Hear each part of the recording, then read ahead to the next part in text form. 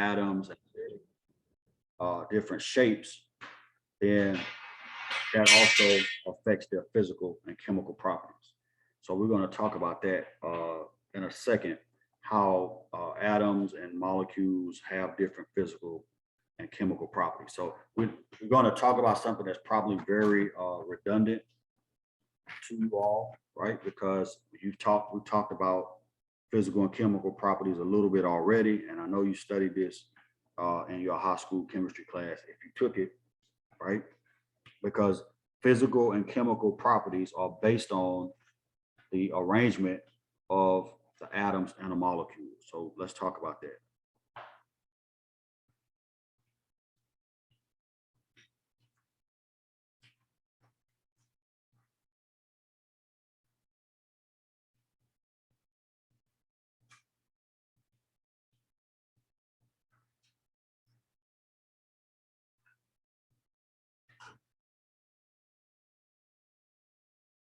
Right, so physical and chemical properties are based on how the atoms are arranged in a element or in a molecule.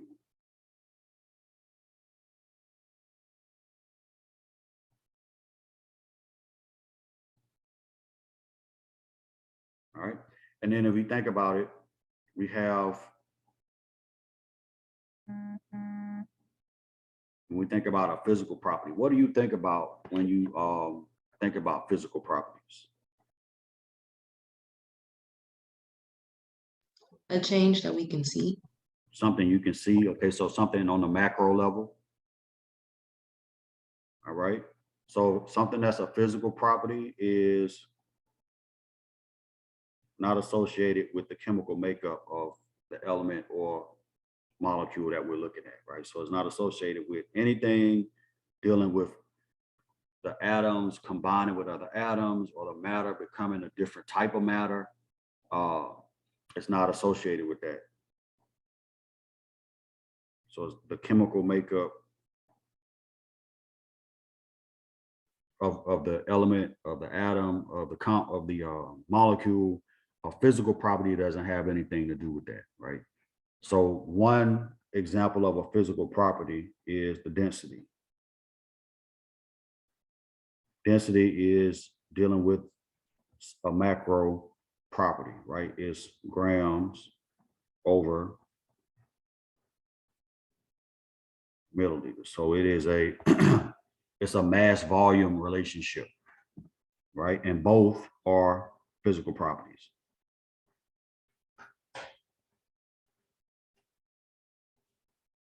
Right, so both are physical properties.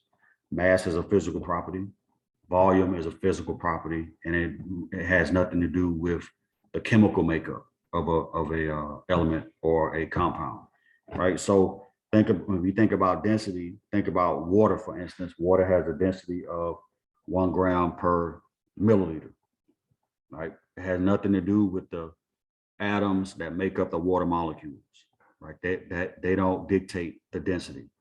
All right, hardness is another physical property. Color, melting point, right? Boiling point, freezing point, all of these are physical properties, right? They are again in the macro level, something that you can see, touch, feel,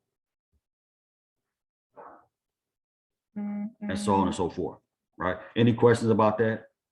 So if we asked, if we gave you an element and we said that element had a specific color, or it melted at a specific temperature, or it froze at a specific temperature, all of that deals with is physical properties. Go ahead, Maya. Okay, so I had like a scenario in my head. If like something chemically happened to something and we're able to see it from a physical change, is that still a physical change or a chemical change? That's a great question. Okay, so here's the thing about when we're talking about change, because that's the next thing we'll talk about, physical versus chemical changes. A chemical change can give you a physical phenomenon, right? So if you do a reaction between, let me give you an example. I'm gonna give you an example. So let's say we take sodium nitrate. Don't worry about the names and all that stuff yet, because we're gonna learn all that, right? This is silver nitrate. I think I said sodium a second ago. I got sodium in my head. So silver nitrate,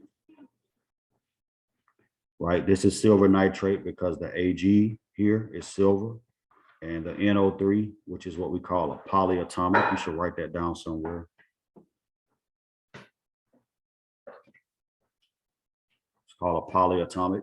It's a molecule. It has a specific composition and charge, right? And this is silver. If we take that and react it with sodium chloride, you're going to see a lot of sodium chloride because it's very simple, right? When you react those two together, and this is sodium, this is chlorines, but when it's in a salt, we call it chloride. We change the ending. We're going to learn all that stuff. You get Ag Cl plus sodium nitrate. All right. Now, when you get silver chloride here, this is actually a white solid. So, and you can observe that it's macro, right? It's visible to the naked eye, but the physical observation was brought about because of what happened on the chemical level. So sometimes as you're doing a reaction or as some chemical change is taking place, a physical observation is possible. You following? Does that make sense? Yeah, it does. Yeah. So physical observations and physical changes, because temperature changes can be indicative of something that's happening on a chemical level. If you evolve gas evolution, is indicative of something that's happening on a chemical level. So if you observe some physical phenomena, it is 99% of the time indicative of something happening on a chemical level, if that makes sense. Unless you're just acting on the physical thing itself. Like if I take silver nitrate, which is a solid, and I crush it, there's no chemistry happening there. You understand? If I take silver nitrate and I pulverize it down from a granular crystalline solid down to a powder, there's no chemical reaction happening there. All of that is physical. But when you start reacting things together, sometimes the chemical change that's happening also includes some physical phenomena that you can observe in the macro, if that makes sense. Yeah, it actually does. Yeah. So that's a great question, though. That's a really good question. But if you notice here, the physical properties don't necessarily, each one of these things has its own physical properties. So the silver nitrate has a specific set of physical properties. It's white. It has a certain hardness. It has a certain melting point. The sodium chloride is white, crystalline, has a certain melting point. Silver chloride is white and powdery and soft, as opposed to silver nitrate. So they all have their own physical properties, and you can observe the change in the properties and connect that with some chemical phenomena or some chemical reaction that happened. All right. Yeah, that's a really good question, because in reality, everything is connected, right? The hardness of silver nitrate doesn't affect how it reacts. It's just a physical property of it. But once you react it with something else and you start changing matter from one type to another, then you're going to see some physical changes along with that chemical change. And the physical properties are also going to change. All right. I didn't mean to go on that diatribe, but that was a great question. All right. So let's talk about that. What is a physical change? Since we in that ballpark, let's talk about the difference in I think I added a page to the wrong spot.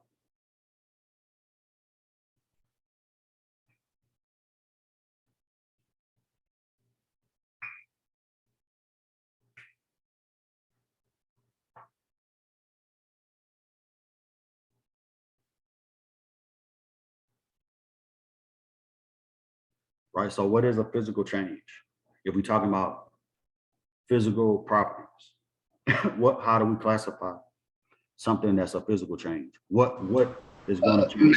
They're macro level, but just things that you would be able to see with the naked eye.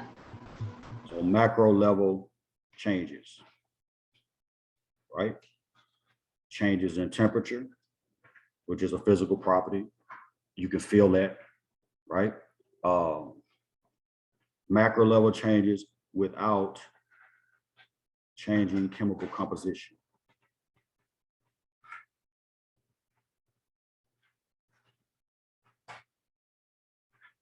Okay, so the chemical composition doesn't change, but there's definitely a change that's visible, right? So if I change the temperature, if the temperature changes, that's a physical change. If I change from a solid to a liquid, that's a physical change. It's visible to the naked eye, right? If I take a solid like gold, like if I take a gold block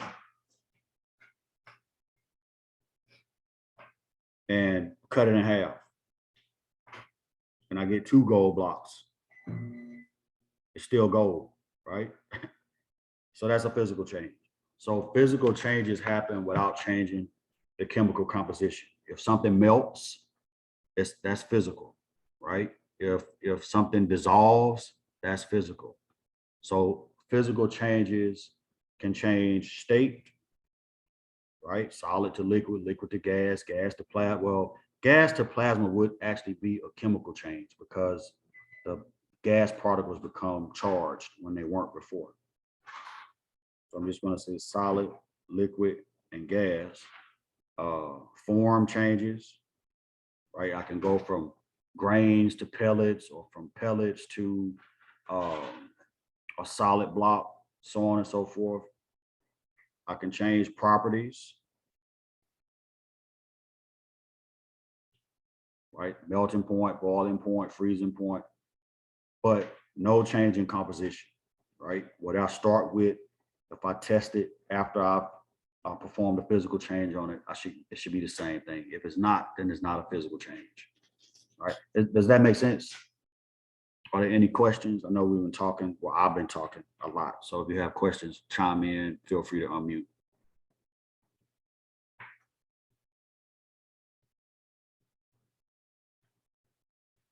Right, so now let's talk about chemical changes and chemical properties, because there's a distinct difference, right?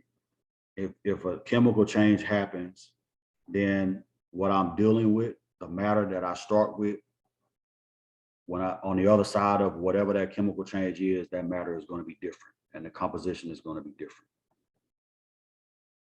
So first, let's talk about chemical properties.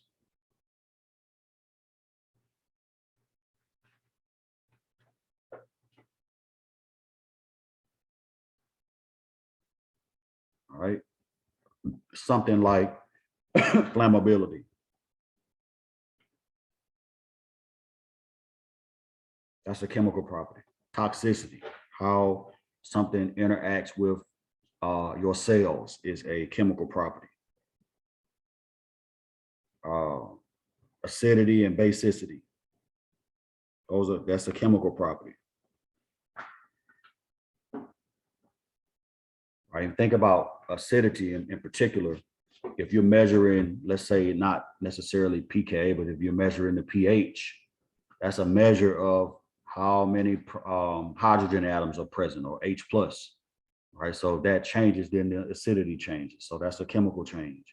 One chemical change that we've all probably seen and not thought about is oxidation, right? If you leave iron exposed to oxygen, it starts out gray, and over time it turns orange, rust, like a rust color. That's oxidation happening. That's a chemical change. That's the iron reacting with the oxygen that's in the atmosphere.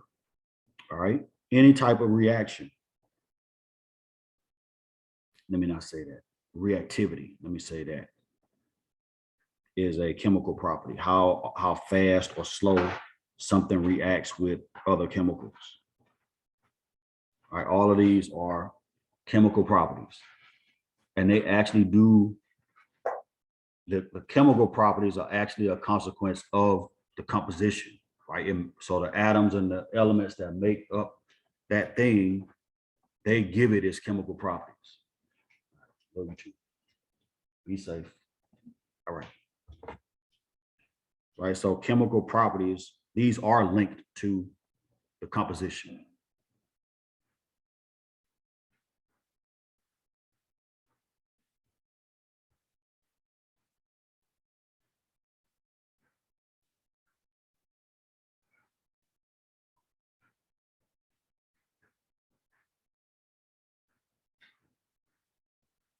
Right, so what that element is, the atoms that make it up, what the molecule is, and the atoms that make it up, all dictate chemical properties. They all dictate chemical properties. Is that making sense? So it's a little bit different because these are internal things as opposed to external things, right? So what's on the inside of an element or a molecule is going to dictate its chemical properties, right? The physical properties are external. Again, hardness, color, smell, all, well, not smell, smell is actually a chemical property because that's the, what you're smelling is whatever the chemicals are that make that thing up, make that whatever type of matter up. But hardness, color, melting point, boiling point, all those are again visible to the naked eye, and those are physical properties, but they are detached from what makes that matter up. Chemical properties are not. All right. So if we know the properties, then we also know that chemical changes can happen.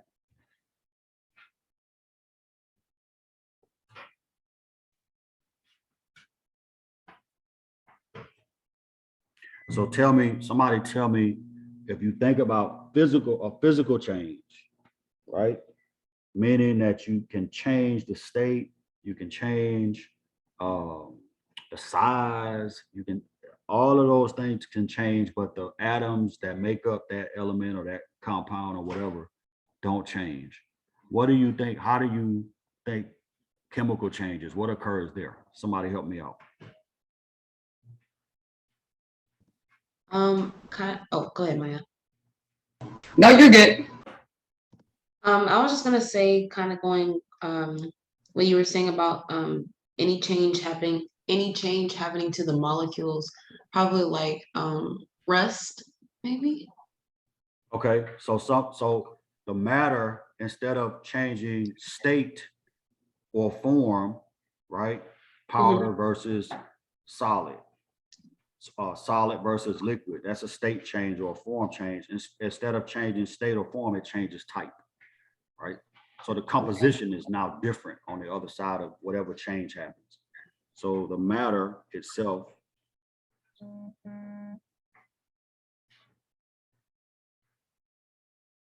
it changes type, right? Versus a physical change where it just simply changes form, right? Or state. So you actually have a different type of matter on the other side of a physical change. You don't lose any matter because of the law of conservation of matter, but you have a different type of matter on the other side of a chemical change. A perfect example of that is digestion, right? Everybody, well, I don't know how many of you actually ate breakfast this morning, but for those of us who did have breakfast, at some point later, the matter that you took into your body is going to be expelled from your body. Is that right? I'm trying to say this as clean as possible without being gross. But am I right about it?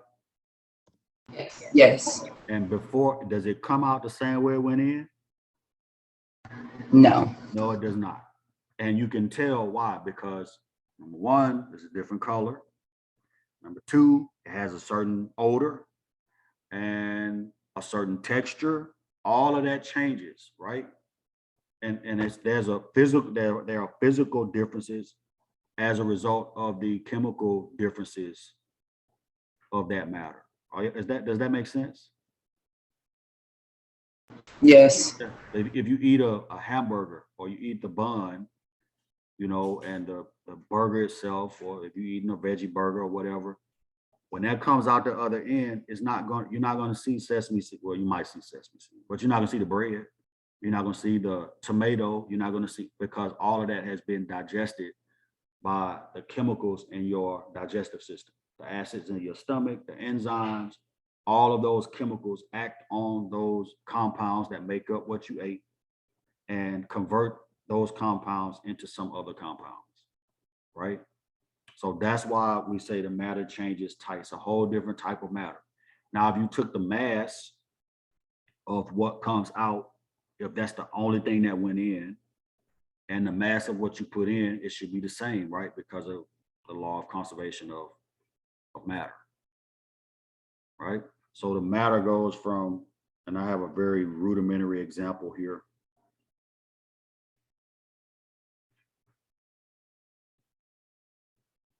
So there's some chemical process that happens on A to turn it into B, matter type B. I know that's kind of goofy, but it's okay.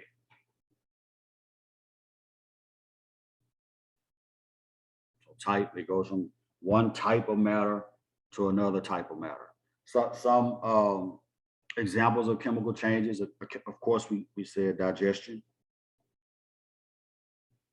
Your body is actually a miraculous thing.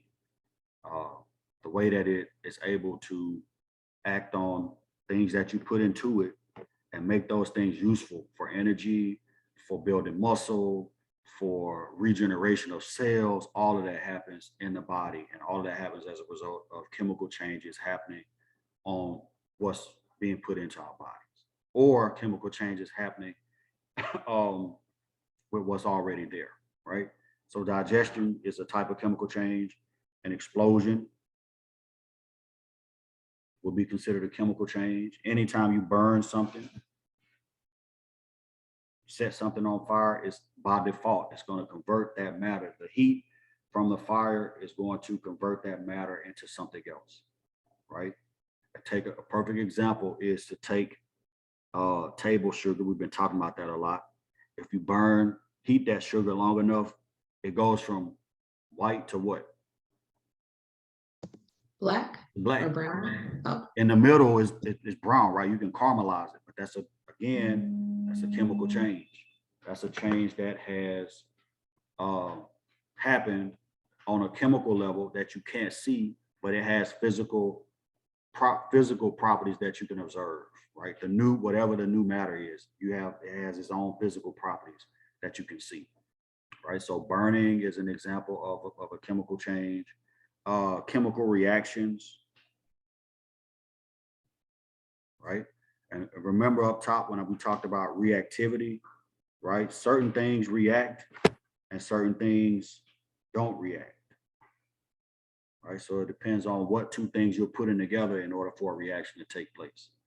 So yeah, those are chemical versus physical changes, right? And again, a great example is digestion, burning. Let's say, so let me ask this question. If I took a hamburger, or let's say something else. Let's say I took, because I know it's 2022, everybody's moving away and eating plant-based stuff. So let's say we took a Beyond Meat burger, right?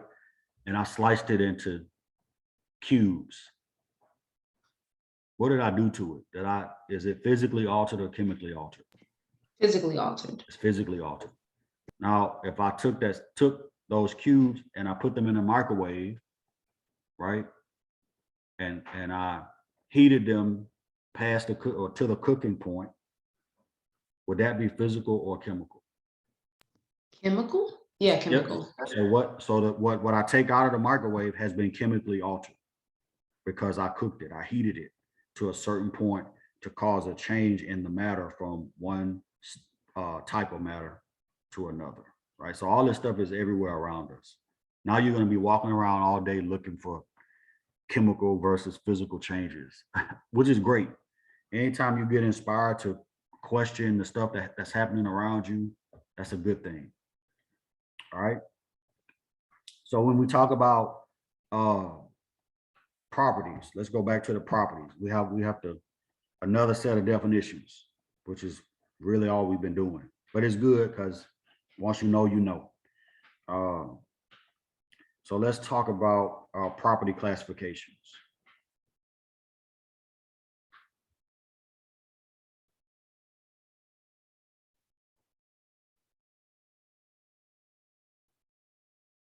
Move that. Excuse me, move this over.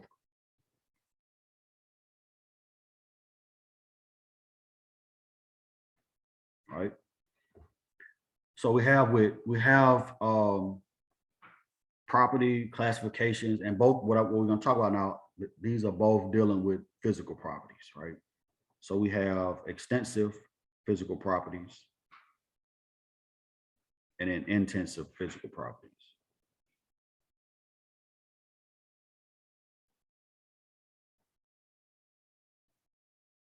Right, and as you can imagine, something that is extensive is going to depend on the amount of matter that we're dealing with. So I'm gonna say quantity dependent.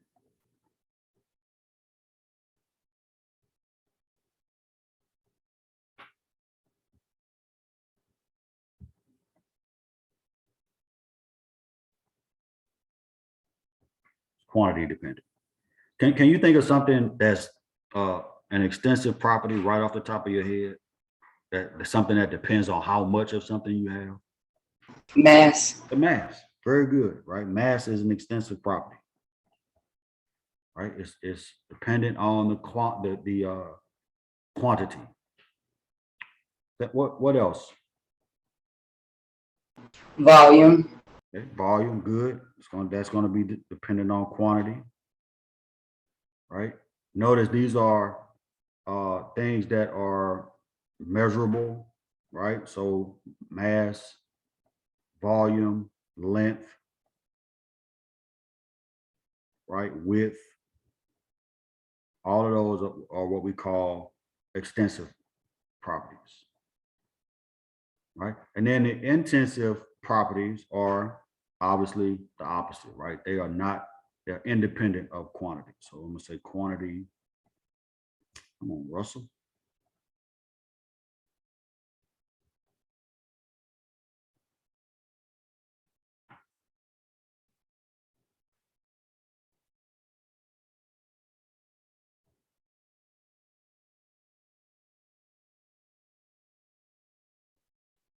So these are quantity independent. Intensive properties are things like boiling point, melting point, density, things like that. And if you take an extensive property or two extensive properties, then the ratio of two extensive properties is an intensive property. And let me give you an example. Let's think about density. Density is measured as mass over volume. Is that right? All right, so density is mass over volume. Both mass and volume are extensive properties. So the ratio of two intensive or extensive properties is an intensive property. It'll give you an intensive property.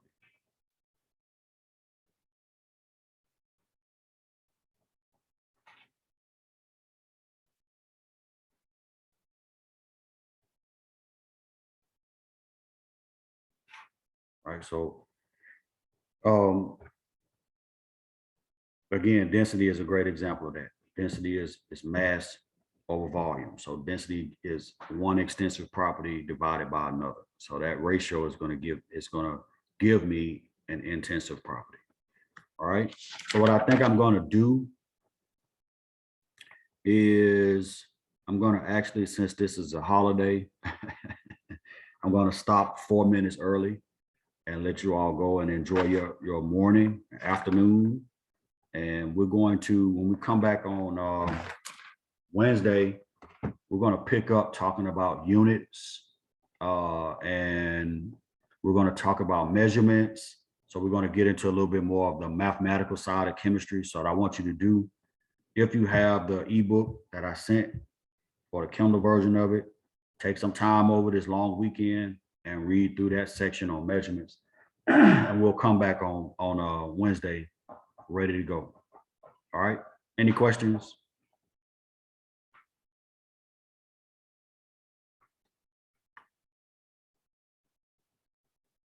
All right, no questions. All right. Well, Thank you. Have a good day. yeah, you too. Enjoy your Wednesday. weekend. You have a And, blessed one. you too. Saxton, I just saw your question. I apologize. You said compounds can be physically described as molecules. Yes. Yeah, that's all. Thank you though, Dr. Russell. Yeah, you're welcome. All right, you have a good weekend. You too.